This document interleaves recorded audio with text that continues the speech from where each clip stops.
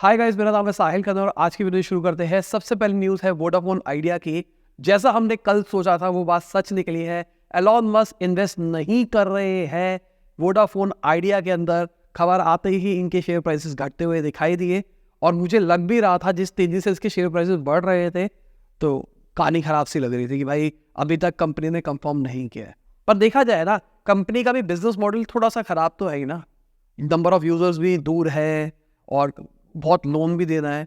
मुझे एक बार को होप लग रहा था कि भाई ये जो स्पेस वाला टेक आ रहा है, सैटेलाइट इंटरनेट आ रहा है, इसके अंदर कुछ कर जाए। क्योंकि अगर हम रिलायंस जियो की बात करके चले, उसको जल्दी से सैटेलाइट बेस्ड गीगाबिट इंटरनेट का अप्रूवल मिलने वाला है। सैटेलाइट से इंटरनेट चलेगा तो मुझे लग रहा था कि कहीं ना कहीं कंपटीशन क्रिएट हो जाएगा, बढ़िया हो जाएगा, पर ऐसा होता हुआ दिखाई नहीं दे रहा है। अगली खबर सॉफ्ट बैंक की है। तो सॉफ्ट बैंक ने 1.8 से 1.9 billion dollar Indian stock market से निकाला है। मतलब वो स्टार्टअप्स जिनके अंदर इन्होंने इन्वेस्ट कर रखा था, जैसे कि पेटीएम, जोमैटो, पीबी फिनटेक मतलब पॉलिसी बाजार और डिलीवरी, उनके अंदर से इतने रुपए निकाला है। 15,000 करोड़ के आसपास कह सकते हो, मोटा मोटी 15,000 करोड़ के आसपास, उससे ज्यादा ये इनफैक्ट पैसा निकाला है इस कंपनी ने। और क्यों? क्योंकि अभी के टाइम पे कुछ पॉलिसी कंस्ट्रेंट हम कह सकते हैं, प्लस इनका इन्वेस्टमेंट स्टांस है ना वो चेंज हो रहा है। इनका नहीं, मैं कहूँगा पूरी जो इन्वेस्टमेंट कम्युनिटी है उसका अभी एआई के अंदर दिखाई दे रहा है कि भाई कम पैसों के अंदर, कम टीम के अंदर एक बड़ा बिजनेस बन सकता है, स्केल जल्दी हो सकता है, तो इट्स बेटर कि उसी के अंदर इन्वेस्ट कर दिया जाए। अगर हम सॉफ्ट बैंक की बात करके चले तो 1/5 इंडियन यूनिकॉर्न्स के अंदर उन्होंने इन्वेस्ट कर रखा है। और साथ में देखा जाए ना, स्टार्टअप्स का भी थोड़ा सा हाल भी बुरा चल रहा है। ज्यादातर जो इंडिया के अंदर स्टार्टअप्स है ना वो लॉस मेकिंग है। अब तो कुछ कुछ बैंकरप्ट भी होने लग गई। जैसे जेस्ट मनी की बात करके चले तो जेस्ट मनी ने बैंकरप्सी के लिए फाइल किया था और वो ₹1 कमाने के लिए फाइनेंशियल ईयर 23 की बात करके चले ₹2.70 खर्च करती है। अगर इनके ऑपरेटिंग रेवेन्यू की बात करके चले 76% बढ़ता हुआ दिखाई दिया था ऑपरेटिंग रेवेन्यू फाइनेंशियल ईयर 23 के अंदर, पर इनके लॉसेस भी देखे जाए तो 412 करोड़ से ज्यादा के थे। जब कंपनी ने बैंकरप्सी के लिए फाइल किया, 50 लाख रुपए भी कंपनी के बैंक अकाउंट में नहीं था, तो बुरी चीज थी। अब अगर हम मीशो की बात करके चले तो मीशो के जो अर्ली इन्वेस्टर्स है वो सेकेंडरी सेल की बात कर रहे हैं 3 से 3.5 बिलियन डॉलर की वैल्यूएशन के ऊपर, क्योंकि कुछ खबरें निकल के आ रही है वेस्ट ब्रिज और नॉर्थ वेस्ट इंटरेस्टेड है मीशो के अंदर इन्वेस्ट करने के लिए। हाँ, ये जो वैल्यूएशन है ये भी कंफर्म नहीं है कि इस वैल्यूएशन पे होगा या फिर नहीं होगा, पर ये इंटरेस्टेड है। अब जिनको सेकेंडरी शेयर सेल नहीं पता, इसका मतलब ये है जिन्होंने इन्वेस्टर से इन्वेस्ट किया था वो अपने शेयर बेचेंगे और इन रिटर्न वो पैसा घर लेके चले जाएंगे। नॉर्मली क्या होता है, कंपनी अपने शेयर्स जब बेचती है तो वो पैसा कंपनी के अंदर इन्वेस्ट होता है। मान के चलो मैं आज फंडिंग लेने के लिए जाता हूँ और मैंने किसी इन्वेस्टर को 10% शेयर दिए, तो नॉर्मली ऐसा होता है कि मैं 10% शेयर अपने देता हूँ और अगर मुझे उसके बदले 10 करोड़ रुपए मिलते हैं तो 10 करोड़ रुपए मैं अपनी कंपनी के अंदर इन्वेस्ट करूंगा, कंपनी ग्रो करूंगा। सेकेंडरी शेयर के अंदर क्या होता है, ये जो मैंने 10 करोड़ रुपए लिए हैं वो 10 करोड़ रुपए मैं घर लेके जाऊंगा, कंपनी की नहीं है वो। तो देखा जाए एक अच्छी चीज है, जो इनिशियल इन्वेस्टर्स थे उनको एक अच्छा एग्जिट मिलेगा। अगर मैं बिनी बंसल की बात करके चलूं, जो फ्लिपकार्ट के को फाउंडर है, उन्होंने एक ई कॉमर्स स्टार्टअप ऑपडोर निकाला है। ये बेसिकली B2B प्लेटफॉर्म है जो कि मार्केट एंट्री एनालिसिस करता है, डिमांड मैपिंग करता है, इन्वेंट्री मैनेजमेंट करता है, क्रॉस बॉर्डर लॉजिस्टिक्स को भी समझता है और साथ में टैक्स का काम भी करता है। तो बहुत अच्छी चीज है अगर देखा जाए तो। वो बंदे जिन्होंने, मैं कहूँगा, इंडिया का सबसे बड़ा ई कॉमर्स प्लेटफॉर्म बनाया, वो अब उस लॉजिक को लोगों तक लेके आ रहे हैं using SaaS। This is very smart. But देखना ये है किस एंट्री पॉइंट के ऊपर काम होने वाला है, क्योंकि मेरे को ऐसा लगता है कि बहुत कम पैसों के अंदर शायद ये ऑपरेट नहीं करेंगे। B2B SaaS है ना, तो हो सकता है सब्सक्रिप्शन मॉडल बढ़ाओ। अब अगर हम जोमैटो की बात करके चले तो उन्होंने प्लेटफॉर्म फीस ₹4 पर ऑर्डर बढ़ा दी है और ये बड़ा अमाउंट है अगर देखा जाए तो। कॉन्स्टेंटली ऐसा देखा जा रहा है जोमैटो धीरे धीरे करके भाई प्लेटफॉर्म फीस बढ़ाता जा रहा है, अपने प्रॉफिट की तरफ वो देख रहा है। बाकी बिजनेस ओनर क्या करे, जो रेस्टोरेंट ओनर है वो क्या करे, ये गलत चीज हो रही है। कस्टमर को उतना फर्क नहीं पड़ता है ₹4 से, पर उसको बहुत फर्क पड़ता है दुकानदार। और ये कल से ही लागू हो चुका है, मतलब रिकॉर्ड तोड़ पहले सेल हुई है 31 जनवरी को, उसके बाद में इन्होंने प्लेटफॉर्म फीस बढ़ा दी है। लास्ट ईयर अगस्त के अंदर उन्होंने ₹2 करी थी प्लेटफॉर्म फीस, उसके बाद ₹3 करी और अब ₹4 कर दी। स्विगी की बात करके चले तो पहले ₹2 करी, फिर उन्होंने ₹3 कर दी।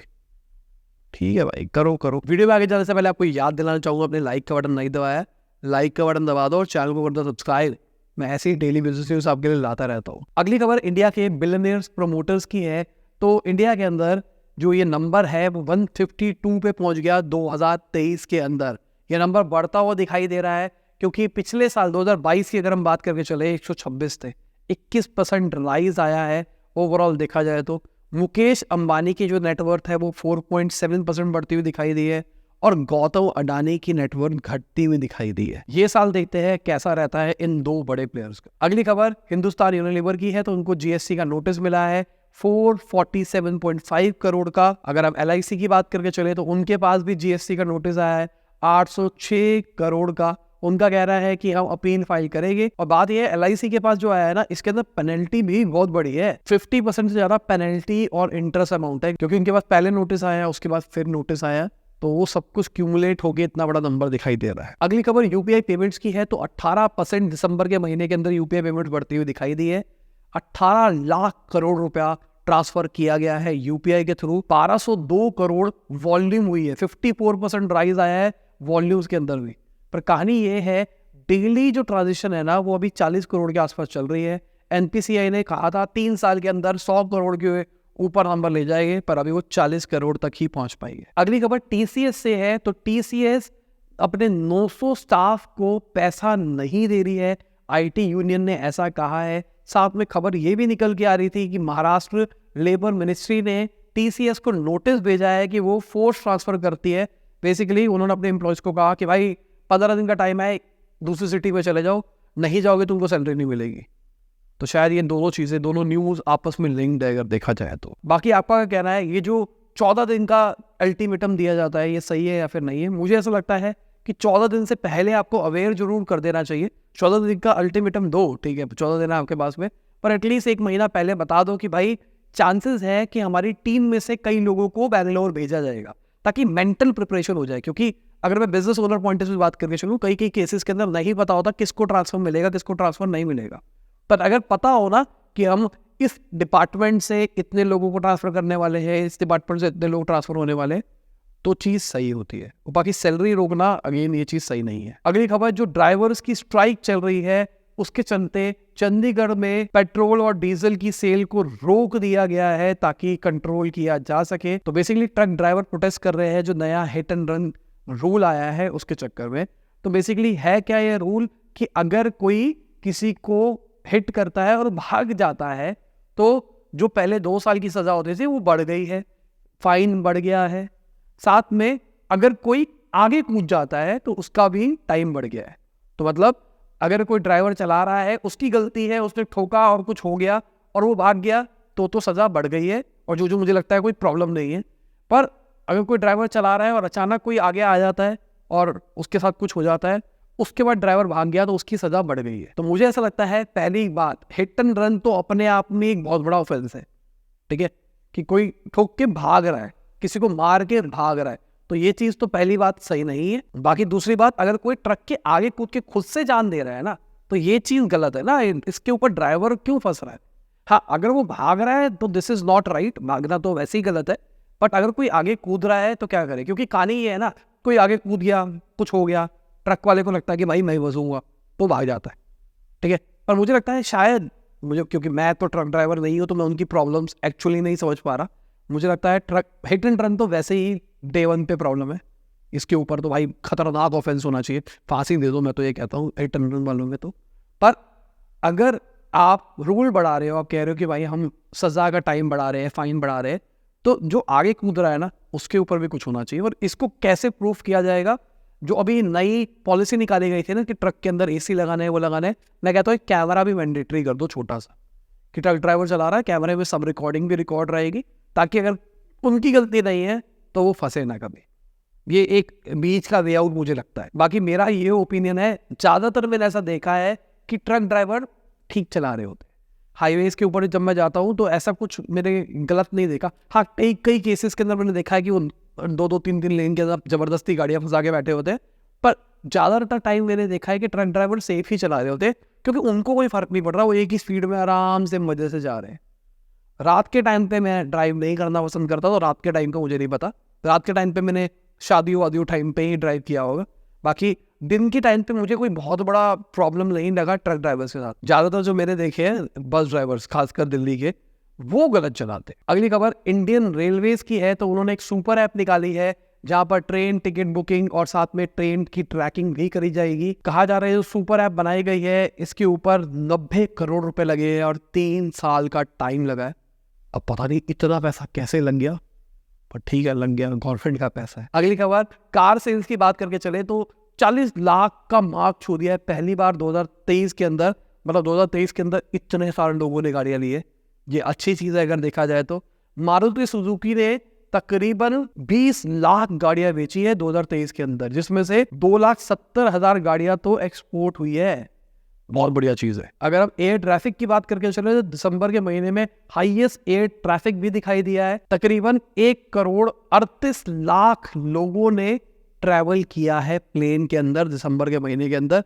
प्रीवियस रिकॉर्ड मई के अंदर था, उसका रिकॉर्ड टूटा है दिसंबर के अंदर। अगली खबर एक और रूल की है जो गवर्नमेंट ने लगाया है 1 जनवरी से, जो भी आप प्रोडक्ट ले रहे हो उसके अंदर डेट ऑफ मैन्युफैक्चरिंग और यूनिट सेल प्राइस लिखना इज अ मैंडेटरी थिंग हर चीज के अंदर। अच्छी चीज है। अगली खबर चाइना से है, जो वहां की ईवी कंपनी है BYD, उन्होंने 62% राइज रिपोर्ट किया है व्हीकल सेल के अंदर 2023 के अंदर। इससे 2 रीजन है, एक तो 2023 ट्रेंड दिखाई दिया है व्हीकल सेल का, पहली चीज तो, और दूसरा मुझे ऐसा लगता है कि ये जो यूएस चाइना वाला एंगल है ना, उसकी वजह से भी कहीं ना कहीं BYD को फायदा हुआ होगा। और इसके अंदर एक बस चीज ये है कि 14 लाख से ज्यादा इन्होंने plug in hybrid electric vehicles भी बेचे हैं। इंडिया के अंदर तो नहीं आ रहे हैं plug in hybrid electric vehicles, और वहां पे बिक रहे हैं। ये है क्या, मतलब पेट्रोल वाली गाड़ी जिसके अंदर इलेक्ट्रिक भी है, मतलब आप उसको चार्ज भी कर सकते हो और पेट्रोल भी डाल सकते हो और चला भी सकते हो। तो बेसिकली जो नॉर्मल हाइब्रिड गाड़ियां होती है ना, उसके अंदर चार्ज करने का ऑप्शन नहीं होता, उसकी बैटरी छोटी होती है। तो वहां पे नॉर्मली ऐसा कहा जाता है जितनी भी आपकी गाड़ी की एवरेज है तो 30% बढ़िया हो गई है। अगर आपकी गाड़ी 20 की एवरेज देती है तो 26 की एवरेज देने लग जाएगा। तो बेसिक सा लॉजिक ये कहता है हाइब्रिड के अंदर, तो वहां पे 1 किलोवाट की बैटरी होती है, आपने गाड़ी चलाई, वो बैटरी चार्ज हुई, उसके बाद में एक टाइम के बाद में वो बैटरी से आपकी गाड़ी चलेगी, उसके बाद में वो चार्ज होगी, और इस तरीके से स्मार्टली एक्सचेंज होता रहता है। पर यहाँ पे क्या होता है, यहाँ पे 5-5, 6-6, 9-9, 10-10 किलोवाट तक की बैटरियां होती है, तो आप प्रॉपर 50-60 किलोमीटर इलेक्ट्रिक के ऊपर चला सकते हो। आपके पास एक मोड होता है जहां पर आप प्रॉपर इलेक्ट्रिक के अंदर चलाओ। अगर आपको बहुत तेज गाड़ी खींचनी है तो दोनों के दोनों साथ में चलेगी, मतलब इलेक्ट्रिक और पेट्रोल दोनों साथ में मिलकर गाड़ी खींचेगा। पर अगर आपको एक नॉर्मल चलानी है 40-50 किलोमीटर तक, तो आप प्योर इलेक्ट्रिक के ऊपर भी चला सकते हो। अब फिल की बात करके चले, पहाड़ों पे लेके जाना तो पेट्रोल और इलेक्ट्रिक दोनों मिलके चलता है। पर यहाँ पे अगर देखा जाए, यहाँ पे एफिशिएंसी बहुत ज्यादा इंप्रूव हो जाती है। पर पता नहीं इंडिया में क्यों नहीं लॉन्च हुई। मुझे लगता है दिस इज अ स्मार्ट चीज जो पहले आनी चाहिए थी। ईवी के पहले पेट्रोल डीजल को स्विच करते हैं तो स्मार्ट हाइब्रिड से, हाइब्रिड के बाद स्मार्ट हाइब्रिड, फिर ईवी की तरफ आते हैं। ईवी पूरा ट्रांसफॉर्म हो रहा है, अब तुम्हारे पास ऑप्शन है, आइदर पूरा कंप्लीट ईवी ले लो या फिर तुम पेट्रोल डीजल ले लो। बाकी अगर हम मार्केट की बात करके चले तो मार्केट आज हमको घटती हुई दिखाई दी है। आप देख सकते हैं टॉप गेनर्स और टॉप लूजर्स को। और इसी के साथ आज की बिग न्यूज खत्म होती है। करता आपको मजा होगा, लाइक कर देना, शेयर कर देना, कमेंट बताना वीडियो कैसी लगी। बाय, गुड मॉर्निंग फ्रॉम जब भी वीडियो देख रहे हैं। जय हिंद, वंदे मातरम। क्यों नहीं जान सके किन्ना प्यार सी नाल दे, ओ क्यों नहीं जान सके किन्ना प्यार सी नाल।